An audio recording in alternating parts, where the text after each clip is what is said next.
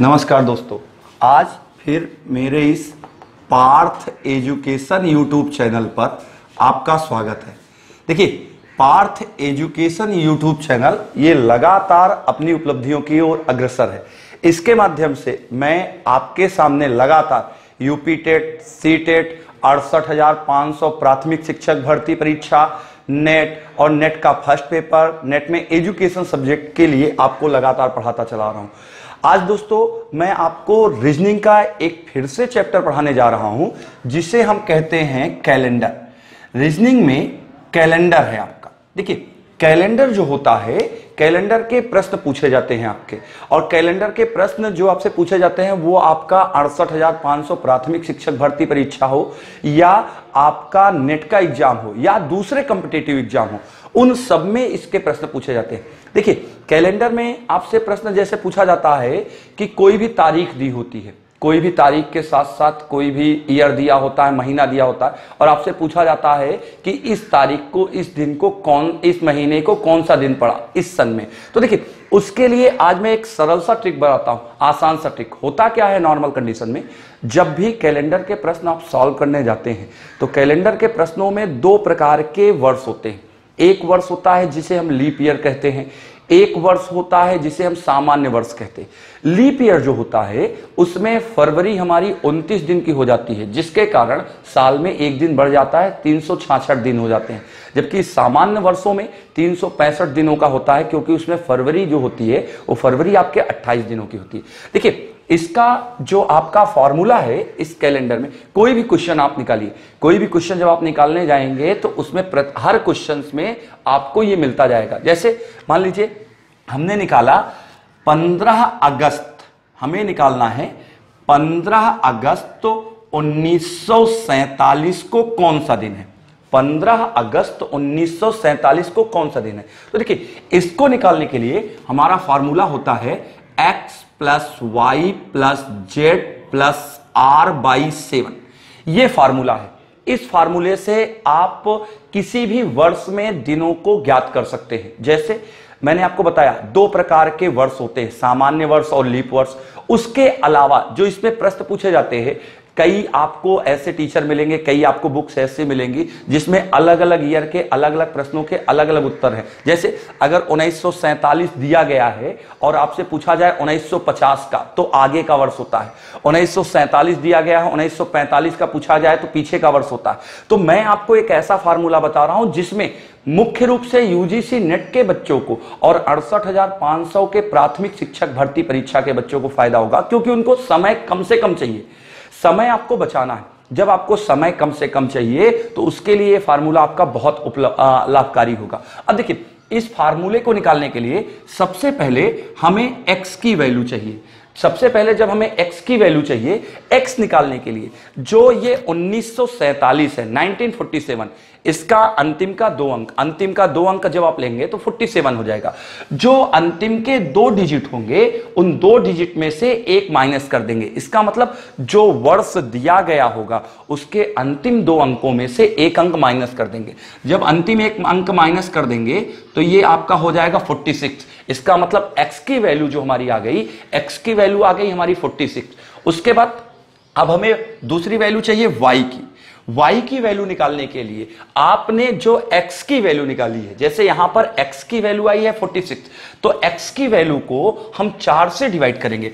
x की value आई है 46, ये मेरा हो गया 46। 46 को हम 4 से डिवाइड कर दें। जब आप 4 से डिवाइड करोगे तो 4 का ये वैल्यू आ जाएगी 4। अब यहां नीचे आप उतारेंगे 6। अब फिर से आप यहां भाग देंगे 4, तो यहां आ जाएगा 2। जो आपका x की वैल्यू को 4 से भाग देने पर जो आपका भागफल प्राप्त हुआ, जैसे यहां पर भागफल आया आपका 11, तो वही हमारी y की वैल्यू हो जाएगी। y की वैल्यू हो जाएगी हमारी 11। अब उसके बाद तीसरी वैल्यू जो हमें निकालनी है इस फार्मूले में, z की वैल्यू निकालनी है। z की वैल्यू निकालने के लिए आपको जो यहां सन दिया गया हो, जैसे 1947 दिया गया होगा तो 1947 को पूर्णांक बना लेंगे। कोई भी 1947 है, 1947 को जब हम पूर्णांक बनाएंगे तो ये हमारा आएगा 1900। अगर 1805 होता, 1805 को हम पूर्णांक बनाते तो ये हमारा आता 1800। अगर 2015 होता, 2015 को हम पूर्णांक बनाते तो हमारा आता पूर्णांक 2000। अगर 1720 होता तो 1720 को हम पूर्णांक बनाते तो आता 1700। कोई भी वैल्यू आए जो यहां वर्ष आपको दिया गया है उस वर्ष को पूर्णांक में बना लेंगे। जैसे मैंने आपको बताया 1947 दिया गया है तो 1947 को पूर्णांक बनाओगे तो 1900 आया। अब 1900 को आप 400 से भाग करेंगे। 400 से भाग क्यों करते हैं? क्योंकि प्रत्येक 400 सालों बाद कैलेंडर में एक महाशताब्दी वर्ष आता है। अब 400 से हमने 1900 को भाग दे दिया तो 4 चौक 1600 हो गया। जब ये 1600 हो गया तो शेष आपका बचा 300। इसी प्रकार से देखिए, अगर यहां 1815 होता, पूर्णांक बनाते तो आता 1800। 1800 को 400 से अगर हम डिवाइड करते तो 4 चौक 1600, तब हमारा शेष बचता 200। अगर इसी तरीके से 2020 होता, पूर्णांक बनाते तो आता 2000। 2000 को हम 400 से डिवाइड करते। जब 2000 को हम 400 से डिवाइड करते तो 4 पंचे 20, ये हो जाता पूरा 2000। तो यहां आपका शेष आता 0। अगर 1712 होता, उसको हम पूर्णांक बनाते तो आता 1700। 1700 को हम 400 से डिवाइड करते, 4 चौक 1600, तो हमारा शेष बचता 100। तो देखो, जब आपने दिए गए वर्षों को पूर्णांक बनाया तो पूर्णांक बनने के बाद या तो आपका शेष 100 बचेगा, या शेष 200 बचेगा, या शेष 300 बचेगा, या शेष 0 बचेगा। इन चारों के अलावा कभी भी कोई भी शेष नहीं बचेगा। या आपका शेष बचेगा 100, या आपका शेष बचेगा 200, या आपका शेष बचेगा 300, या आपका शेष बचेगा 0। इन चारों के अलावा कैलेंडर के प्रश्नों में कोई भी शेष नहीं बचता। जब आपका 100 शेष बचेगा तो 100 की वैल्यू आप लिखेंगे 5। जब 200 शेष बचेगा तो 200 की वैल्यू लिखेंगे 3। जब 300 शेष बचेगा तो 300 की वैल्यू लिखेंगे 1। और जब 0 शेष बचेगा तो इसकी वैल्यू लिखेंगे 0। इसको आपको याद करना पड़ेगा। ये आपने याद कर लिया। 100 का मान है 5, 200 का मान है 3, 300 का मान है 1, 0 का मान है 0। तो देखिए, अब फिर से यहां आ जाइए। 1947 था, 1947 को हमने पूर्णांक बनाया तो हो गया 1900। 1900 को हमने 400 से डिवाइड किया। जब आपने 400 से डिवाइड किया तो 4 चौक 1600, शेष हमारा बचा 300। और यहां देखिए, मैंने आपको बताया 300 का मान होता है 1, इसलिए हमारा जेड का मान जो हो जाएगा, जेड का मान भी हमारा हो जाएगा 1। अब एक्स वाई और जेड, एक्स वाई और जेड, ये आपको 3 वैल्यू मिल गई। अब आपको अगली वैल्यू जो चाहिए वो आर की चाहिए। आर की वैल्यू निकालने के लिए, आर ज्ञात करने के लिए हम यहां जो सन दिया गया है, जैसे 15 अगस्त 1947 दिया गया है, तो 15 अगस्त 1947 का हम मंथ का विषम महीने का दिन निकालेंगे। लेकिन विषम महीने का निकालने के लिए सबसे पहले आप 1947 या जो भी वर्ष दिया गया होगा उसको आप देख लोगे कि कहीं ये लीप वर्ष तो नहीं है। लीप वर्ष हो या ना हो इसका पता लगाने के लिए दिए गए वर्ष को हम 4 से डिवाइड करते हैं। क्यों? क्योंकि प्रत्येक 4 साल बाद लीप वर्ष आता है। तो यहां देखिए, जैसे 1947 दिया गया है तो 1947 को हमने 4 से डिवाइड कर लिया। जब आपने 1947 को 4 से डिवाइड किया तो इसको भाग कर दीजिए। 4 चौक 16, अब आपका बचा यहां 3, तो ये आपका 4 हो गया। 4 8 32, तो ये हो गया आपका 2, 7 हो गया। 4 6 24, तो ये हो गया आपका 3। देखिए, यहां जैसे 1947 को मैंने 4 से भाग कर दिया तो आपका शेष 3 बच गया। जब आपका शेष यहां 0 के अलावा कोई भी संख्या बच जाए तो वो लीप वर्ष नहीं होता। और जब लीप वर्ष नहीं होगा तो फरवरी वहां पर हो जाएगी आपकी 28 दिन की। अगर यही लीप वर्ष होता तो फरवरी हो जाती आपकी 29 दिन की। अब देखिए, मुझे आर की वैल्यू निकालनी है।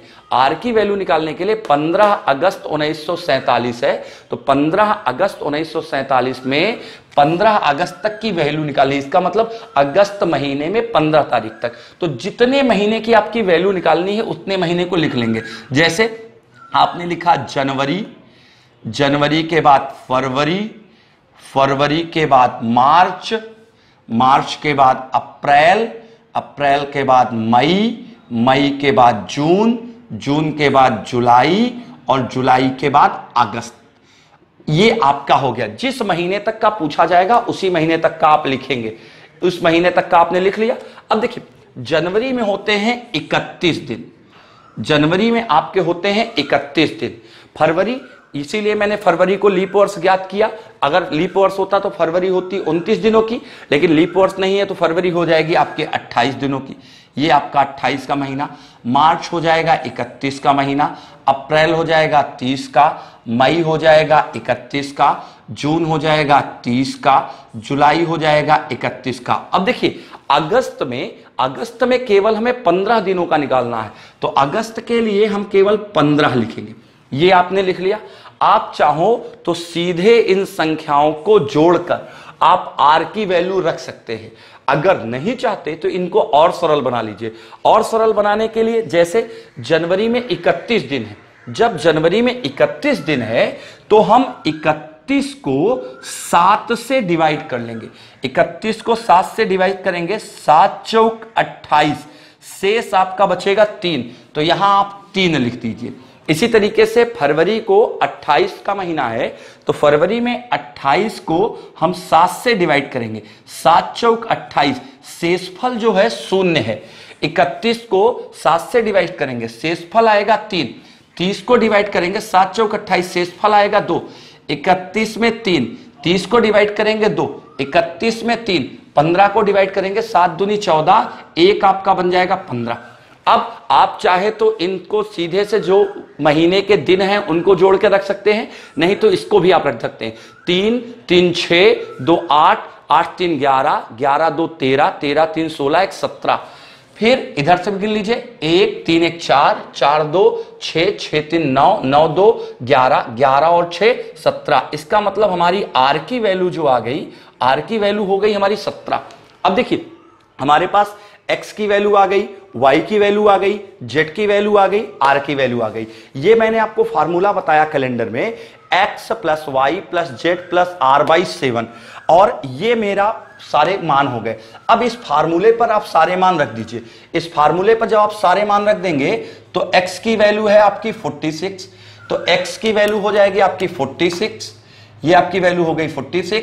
फिर आपको y की वैल्यू रखनी है, y की वैल्यू जब आप रखोगे तो 11 हो गई आपकी, y की वैल्यू 11 के बाद फिर आपको z की वैल्यू रखनी है, z की वैल्यू हो गई 1।